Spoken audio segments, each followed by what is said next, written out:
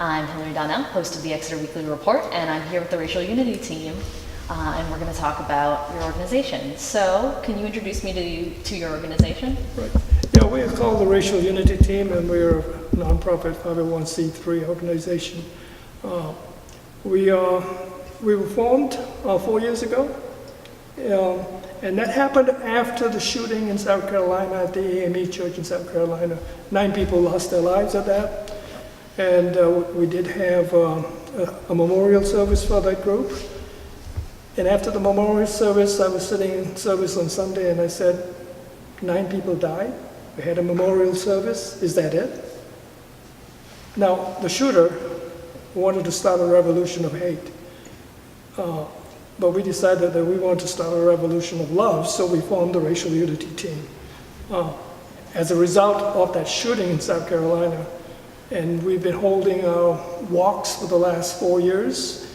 Each year it gets a little better, and this year we are excited about what's coming. All right. Would you like to talk a little bit about the walk and the specifics of the event? The actual walk is a guided walking tour. And, you know, Exeter has a very interesting history when it comes to race, starting with at the very beginning in the 1600s, when the white people came here and formed a treaty with the natives who were living here, who signed a deed they couldn't read. And part of that agreement was that they would be able to keep their hunting grounds, their forests, and their fishing grounds, the river. That didn't happen. The white people built lumber mills. They cut the forest down, put sawdust and so forth in the river, and ruined both sources of food for those folks. So that's the beginning of the racial issues in this town. So we explore that. We explore slavery in Exeter, which existed. We explore the Revolutionary War era. We have Black Revolutionary War veterans, and then later merchants, black merchants in town, how the Chinese Exclusion Act affected Chinese here. So we really explored the racial history of Exeter. And the tours are guided, as I said, and people have an opportunity then when they come back after those tours to join discussion groups. This big discussion group where we will sort of hash out what you learned and questions and really talk about, okay, how does all that pertain to today? So that's the essence of what the walk is. All right, that's really great. And I see that you're also partnered with the Exeter Historical Society, so... We couldn't be doing this without the Exeter Historical Society. They have been great. Barbara Rimkemes, the curator, basically helped us develop all the historic information, and she keeps us accurate also. If there are legends that are not true, we try to stick to the facts and not the legends or misinformation. So they've just been irreplaceable. Yes, they're really incredible. Yeah. We love seeing their content online, and I've read 1 or 2 articles about the racial history in Exeter, and they really they're thorough, and they don't sort of sugarcoat any of it. So right. It's gonna be it'll be really cool to see all that, yeah. Those facts on the walks. So, you guys are around all year. What other events are you guys doing? Well, going forward, we're hoping to connect more with students in schools than we have so far last year. I think we're just getting to the point through the Exeter Historical Society where we know enough to begin to be useful to students. There are always legends around, and we're getting a little better each year at being able to tell the legends from what actually happened. So one example of that is in the 19th century. I think most people who live here assume that before the Civil War there was this massive opposition to slavery in the North, and there was massive support for slavery in the South, and so the real division was at the Mason-Dixon line. But the more we learn about Exeter history, the more we see what the divisions were in the North, and how even many people, including Lincoln, who spoke here and is part of the walk, opposed slavery sort of philosophically and in principle, but politically were not actually abolitionists. And the division between people who really wanted to end it, period, everywhere, and people who wanted to take a lot more time to make it more manageable politically was a very deep division. And so we're starting to learn about stuff like that, and we don't want to get too far into the weeds in the walk, but over time in the schools, we hope to help students acquire just a deeper and broader sense of what the social history really looked like. That's very important and complicated thing. It is.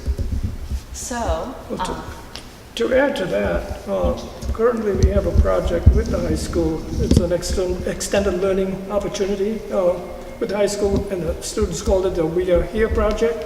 It takes a lot of the information we talked about, all the sites, and what the students are thinking about is coming up with something. They talked about a medallion, a video, but the students are developing that project, and the whole idea is that we are here, we're learning from the past, and how we're going to handle the future from what we've learned. is there a place where people can see the students' projects, or is that just in the schools? Well, they have a table space, and I have to be careful here because I'm working with Adam Krause, and I haven't seen what he's going to be presenting, but there will be an opportunity to ask at least the teacher who's helping the students what the school is doing. They're in the startup phase. They got the project approved, and this year they are working to come up with some goals on what they're going to be doing. All right, amazing. Is there some way people can get into contact with you or follow you on social media? Yeah, we have an email, racialunityteam1@gmail.com is the best way to get in touch with All us. right, thank you. All right, do you guys have anything else you'd like to say? I think that what Ken said is important about, we look to the past, but we're really looking to the future, because what we're trying to do is change the future from what it might be. And we have a particular challenge here in New Hampshire, because New Hampshire is 96% white. And so you might ask, well, why are we even bothering with racial issues? But there is a 4% in our state who are people of color. And the other part of the education is that these children who are growing up in mostly white schools someday are going to go out into another part of the world, another part of our country, where perhaps the racial mix is different. And what do they know? I mean, how do they know how to engage people who are not like them? And how do we make this part of actually the educational system that children are prepared for their actual future someplace else? So. Yeah, that's a passion of mine, because we know the problems that University of New Hampshire's had, and the issues in Dover and Claremont and things like that. Education is the only way that you can prevent those kinds of things. I remember as a kid, bawling my voice out, and my mother called me and said, "No, you know what you said?" "No, I did not know."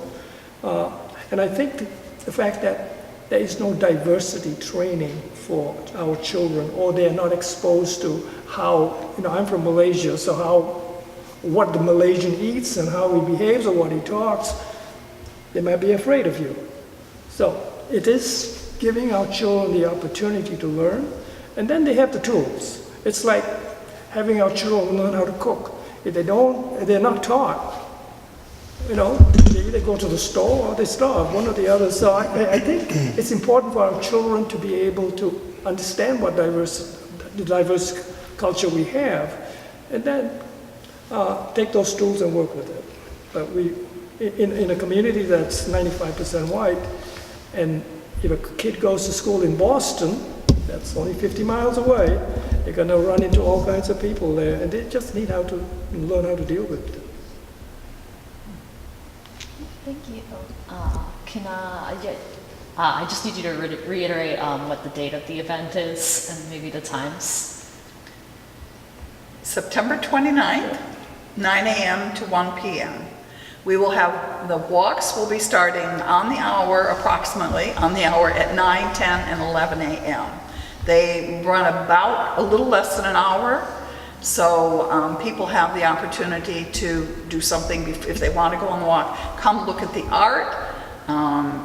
join the discussion, go on the walk at the time they would like to, or go on the walk and then come back and do the others. Come listen to some music, and then at 12 o'clock, come and join the town hall meeting that we're going to be having, and have an opportunity to actually engage in a dialogue.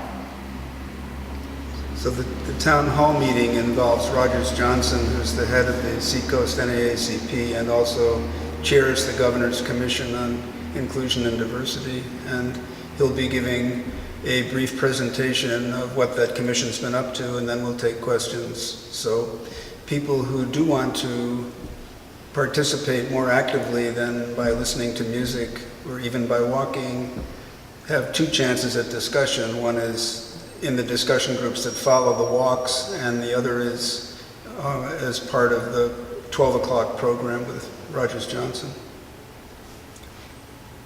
So people can participate on all levels, whatever part of it or all of it they want. Thank you guys very much. Right?